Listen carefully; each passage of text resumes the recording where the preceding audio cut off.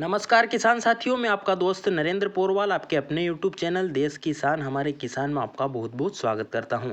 किसान साथियों, हम वैसे तो चैनल पर खेती से संबंधित और किसानों से जुड़ी सभी जानकारी डालते हैं, पर जो हमारे देश में अधिकतर किसान भाई आस्था से जुड़े हुए हैं और जो गुजर खेड़ा धाम की भविष्यवाणी होती है उसके अनुसार ही फसलें लगाते हैं और उसी के अनुरूप अपनी फसलें बेचकर अच्छा लाभ पिछले वर्षों से कमाते आ रहे हैं। और हम हर बार उनकी जो नवरात्रि, शारदीय नवरात्रि में और दोनों नवरात्रि में 6 माह की भविष्यवाणी होती हैं, उनकी सभी जानकारी डालते हैं, जिससे कि किसान भाई उनको सुनकर समझकर आगे विवेक से फैसला लेकर लाभ कमा सकते हैं। तो इस बार भी शारदीय नवरात्रा में जो है उनकी भविष्यवाणी हुई है, तो उन्होंने क्या कहा है, किस फसल का कितना भाव रहेगा, कैसा रहेगा, साथ ही साथ लहसुन प्याज में कैसा भाव रहेगा और भी अन्य फसलों में सोयाबीन वगैरह में कितनी तेजी, रायडा, इसबगोल, धनिया, इन सब में कितनी तेजी मद्दी रह सकती है, व्यापार कैसा रहेगा, लोह वस्त्र और सोना व्यापार कैसा रहेगा, उसकी जानकारी भी उन्होंने दी है। तो संपूर्ण जानकारी सुनिए, स्वास्थ्य कैसा रहेगा उसके बारे में भी बताए हैं। तो पूरी जानकारी सुनकर पूरा लाभ ले। वीडियो पसंद आए तो लाइक करें,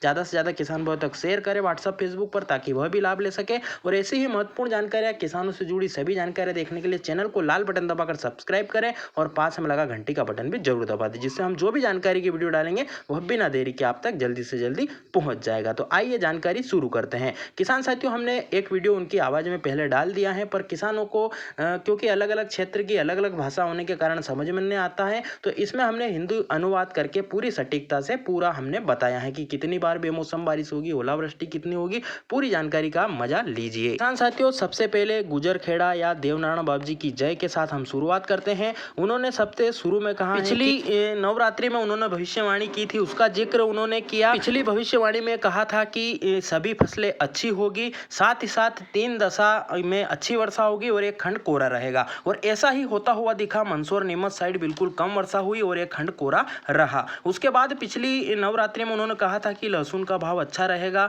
18, 19 और 22 तक भी जा सकता है, और ऐसा ही होता हुआ उन्होंने देखा और कहा था, जो कि उनकी भविष्यवाणी सही हुई है। अब आगे की भविष्यवाणी में उन्होंने कहा है कि 2 माह सावधानी रखें, आपसी मतभेद ना रखें, और नहीं तो अगर आप मतभेद रखते हो या अभी चुनाव का समय चल रहा है, अगर आप में आपसी संबंध खराब होते हैं तो 2 से 5 वर्ष लग सकते हैं उसे सुधरने में, और काफ़ी ज़्यादा नुकसान आपस में झगड़े से हो सकता है। तो आप चुनाव में राजनीतिक संबंध में इतनी उठापटक ना करें, उसे लोकतंत्र की रक्षा करने के लिए एकदम से सटीकता से और सावधानी से चुनाव कराएं, आपसी मतभेद ना रखें। उन्होंने आगे कहा है कि 6 माह के भीतर भीतर महंगाई बढ़ेगी, चाहे कोई कितनी भी प्रयास कर ले या सरकारें पूरा दम लगा दे, फिर भी महंगाई कोई नहीं रोक पाएगा, महंगाई जरूर बढ़ेगी। बाद आगे उन्होंने मौसम के संबंध में जानकारी देते हुए कहा कि अभी 8-10 दिन में, जो अगले 8-10 दिन आने वाले हैं, उनके बीच कहीं कहीं बूंदाबांदी तो कहीं पर बादल छाए रहेंगे, और दीपावली के आसपास भी एक बारिश, बेमौसम बारिश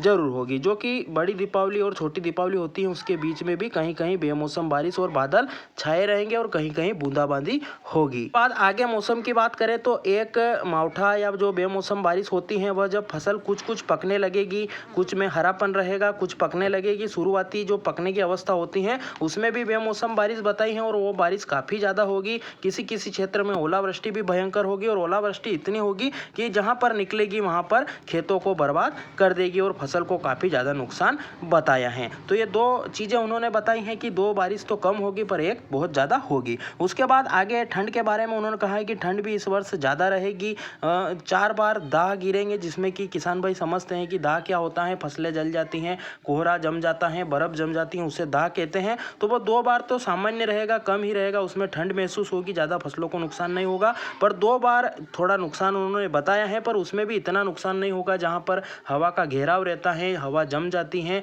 जहाँ पर ठंड जमने का या बर्फ़ जमने का सिलसिला रहता है, उस क्षेत्र में ज़्यादा नुकसान हो सकता है। बाद उन्होंने फसलों के बारे में बताया कि फसलों में गेहूं बहुत अच्छा उपजेगा, उत्पादन अच्छा रहेगा, लहसुन, चना, रायडा भी बहुत अच्छा होगा, उत्पादन अच्छा देगा, साथ ही साथ सभी फसलें कलौंजी, इसबगोल और अजवाइन के साथ साथ धनिया, सभी चीज़ें अच्छी उपज देगी। इसके बाद उन्होंने व्यापार के बारे में बताया कि लोह व्यापार में भी तेजी आएगी, वस्त्र व्यापार भी इस साल अच्छा चलेगा, सोना चांदी में भी थोड़ी तेजी रहेगी, ज़्यादा भारी तेजी तो नहीं रहेगी, पर मद्दी की संभावना नहीं है, थोड़ी तेजी जरूर रहेगी। उसी के साथ खाद्य पदार्थों में भी तेजी अभी जारी रहेगी। इसके बाद उन्होंने स्वास्थ्य के बारे में जानकारी दी, इसमें कहा कि अगले 6 माह तक कोई ज़्यादा विशेष रोग नहीं रहेगा। पिछले सालों में देशवासियों ने जिन घटनाओं से या जिन रोगों से लड़ा है उनमें उन्हें ऐसी कोई बड़ी संभावना अभी नहीं दिख रही है। स्वास्थ्य ठीक रहेगा, दुर्घटना एक्सीडेंट में भी कमी आएगी, जिससे कि मृत्यु दर जो बीमार हैं या जो काफ़ी ज़्यादा स्वास्थ्य खराब है वही जो मृत्यु हो सकती है, बाकी कोई विशेष दुर्घटना की संभावना अभी नहीं है। फिर भी आप सावधानी रखें, गाड़ी चलाते समय, वाहन चलाते समय आप सावधानी पूर्वक कामकाज करें।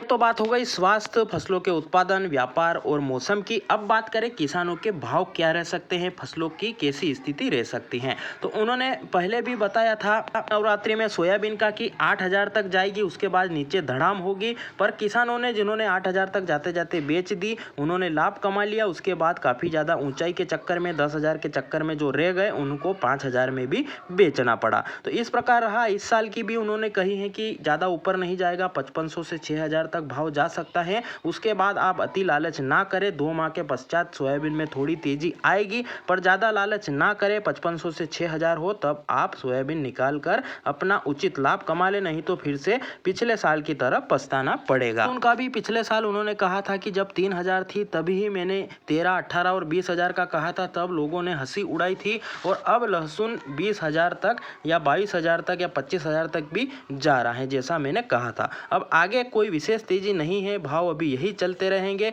अब स्टॉक को निकालकर उचित लाभ कमा लें। उसके बाद गेहूं के बारे में भाव के उन्होंने कहा है कि 2,000 से 2,500 तक सामान्य अधिकतर गेहूं के भाव रहेंगे। उसके बाद अच्छी क्वालिटी के गेहूं 3,000, 3,200 या 3,300 तक भी जा सकते हैं। का भाव भी 5,500 से 6,000 तक रहेगा।